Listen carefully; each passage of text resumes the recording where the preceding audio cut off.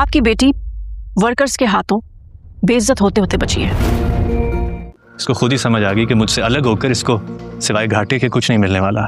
شارق انائزہ کو بلیک میل کر کے اپنے گھر واپس لے آیا ہے۔ شارق اپنی ماں سے کہتا ہے کہ اب انائزہ میرے ساتھ رہے گی کیونکہ اب انائزہ کو سمجھ آ گئی ہے کہ وہ میرے بغیر نہیں رہ سکتی، لیکن انائزہ کی شارق کی بہن سے بالکل بھی نہیں بنتی۔ انائزہ شارق کی بہن سے کہتی ہے تمہارے بھائی کے جو کرتوت ہیں اس لحاظ سے اس گھر میں کوئی بھی تمہارا رشتہ لے کر نہیں آئے گا اور تم کنواری ہی بوڑھی ہو جاؤ گی۔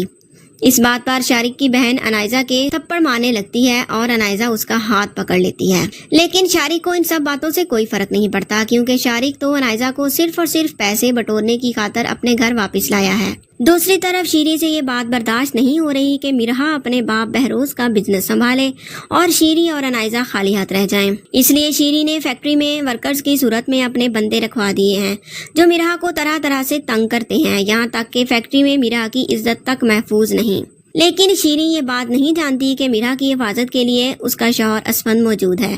اسفند مرہا پر کوئی آنچ نہیں آنے دے گا۔ مرہا جیسے ہی فیکٹری سے گھر پہنچتی ہے اور اپنے بابا کو سلام کرنے جاتی ہے، جب ہی شیری بہروز کو کہتی ہے کہ تمہاری بیٹی فیکٹری کے ایک ورکر سے بے عزتی کروا کر آ رہی ہے۔ یہ بات سنتے ہی بہروز کی طبیعت اور بھی زیادہ بگڑ جاتی ہے۔